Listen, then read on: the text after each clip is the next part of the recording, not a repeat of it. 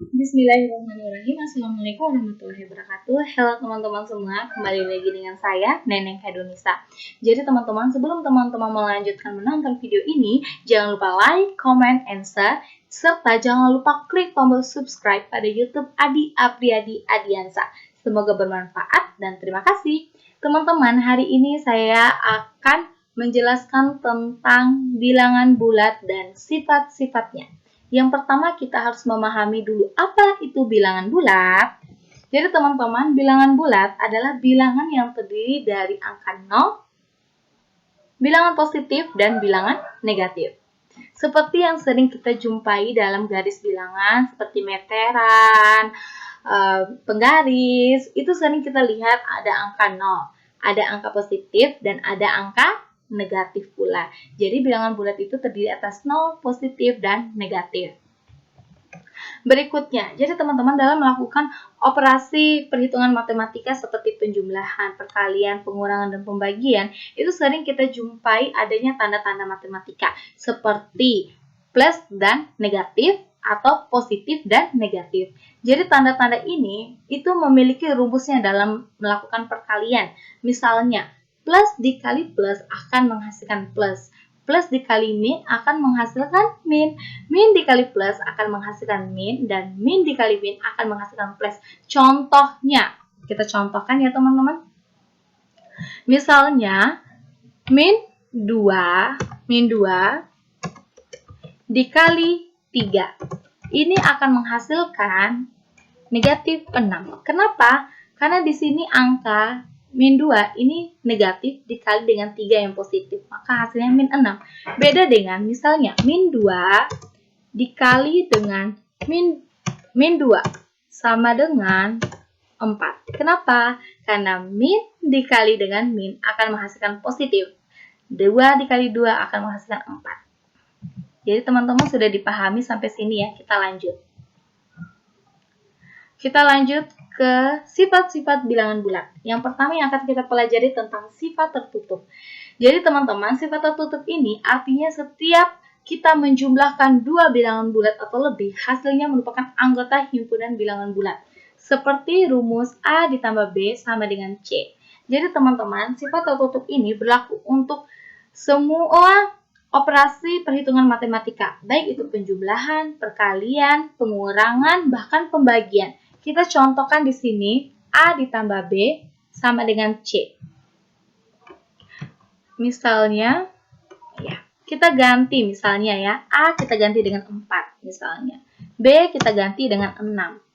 4 dan 6 ini merupakan bilangan bulat. Ketika kita jumlahkan 4 ditambah 6 itu sama dengan 10. 10 ini juga merupakan bilangan bulat. Jadi, dua angka yang kita jumlahkan ini merupakan bilangan bulat, menghasilkan bilangan bulat pula. Ini termasuk sifat tertutup.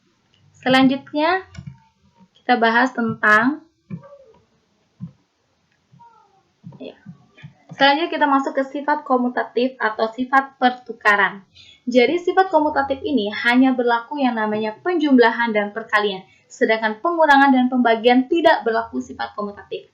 Sifat komutatif akan berlaku apabila ketika kita melakukan penjumlahan dan perkalian bilangan dan ketika kita menukarkan tempat itu hasilnya akan tetap sama. Seperti rumus A ditambah B sama dengan B ditambah A atau A dikali B sama dengan B dikali A. Kita bandingkan, kita coba bandingkan di sini. Kenapa penjumlahan dikatakan berlaku sifat komutatif sedangkan pengurangan tidak berlaku sifat komutatif? Perhatikan teman-teman. Perhatikan di sini ya. Coba kita lihat. A misalnya kita ganti dengan 4. B kita ganti dengan 6 misalnya. B di sini kita ganti lagi dengan 6 dan A kita ganti dengan 4. Coba perhatikan sama dengan 4 ditambah 6 berapa? 10. 6 ditambah 4 berapa? 10. Coba lihat angka hasil ini. 10 dengan 10. Ini sama-sama menghasilkan 10. Sehingga penjumlahan berlaku sifat komutatif. Sedangkan pengurangan bagaimana dengan pengurangan? Kenapa tidak berlaku sifat yang namanya sifat komutatif? Contohnya ya, misalnya 4 dikurang 6 dengan 6 dikurang 4. 4 kurang 6 berapa? Negatif 2. Kita hutang 2. 6 dikurang 4 berapa? 2. Coba lihat hasilnya ini. Min 2 sama dengan 2, ini jelas berbeda.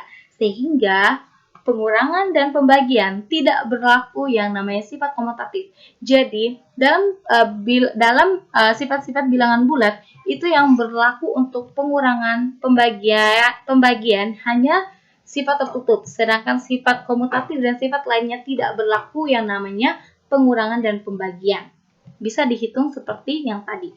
Selanjutnya kita bahas tentang sifat asosiatif atau yang kita kenal dengan sifat pengelompokan. Jadi sifat asosiatif ini juga sama, hanya berlaku penjumlahan dan perkalian. Ya, jadi di sini misalnya rumusnya dalam kurung A ditambah B, balas kurung ditambah C sama dengan A ditambah dalam kurung B ditambah C. Kita contohkan kenapa bisa sifat asosiatif berlaku untuk penjumlahan. Ya, coba kita lihat teman-teman. Kenapa bisa berlaku? Ya. Coba kita ganti. Di sini kita ganti misalnya A diganti dengan 2. B kita ganti dengan 1. C kita ganti dengan 3. Di sini kita ganti lagi A-nya dengan 2. B-nya kita ganti lagi dengan 1. C-nya kita ganti lagi dengan 3. Coba perhatikan. Sama dengan dalam melakukan perhitungan matematika, apabila bentuknya seperti ini, maka yang harus kita operasikan terlebih dahulu adalah yang dalam kurung. 2 ditambah 1, 3. 3 ditambah 3 berapa? 9. 3 ditambah 3 berapa? 6. 6. Jadi di sini 2 ditambah 1 ditambah 3 berapa? 4. Jadi 2 ditambah 4 sama dengan 6. Coba lihat, hasilnya sama. Ini membuktikan bahwa sifat asosiatif berlaku untuk penjumlahan dan perkalian. Kita lanjut lagi ke sifat yang terakhir, yaitu sifat distributif atau yang kita kenal dengan penyebaran.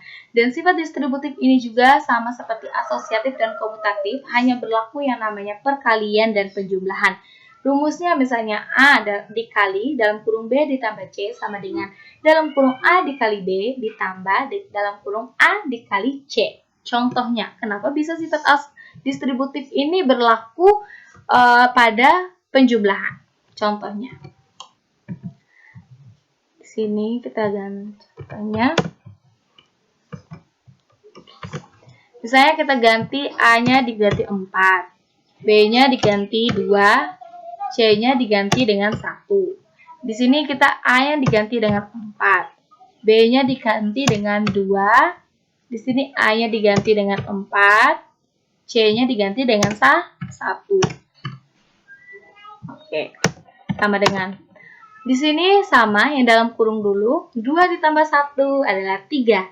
4 dikali 3 sama dengan 12. Di sini lagi. 4 kali 2, 8. Ditambah 4 kali 1, 4. 8 ditambah 4 sama dengan 12. Coba perhatikan, 12 hasilnya ini sama-sama 12. Ini membuktikan bahwa sifat terakhir yaitu sifat distributif berlaku untuk penjumlahan dan perkalian. Sampai pada sifat terakhir ini, sudah mengerti teman-teman? Saya harap sudah pada mengerti ya.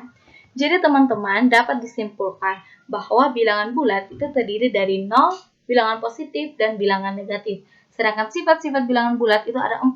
Ada sifat tertutup, sifat komutatif, asosiatif, dan distributif. Sedangkan sifat tertutup berlaku untuk semua operasi perhitungan matematika. Sedangkan sifat distributif, komutatif, dan asosiatif hanya berlaku yang namanya penjumlahan dan perkalian. Sedangkan pembagian dan pengurangan tidak berlaku. Jadi mungkin itu saja yang bisa saya sampaikan. Lebih dan kurangnya saya mohon maaf.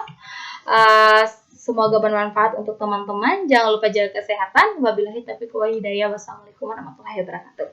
Dadah.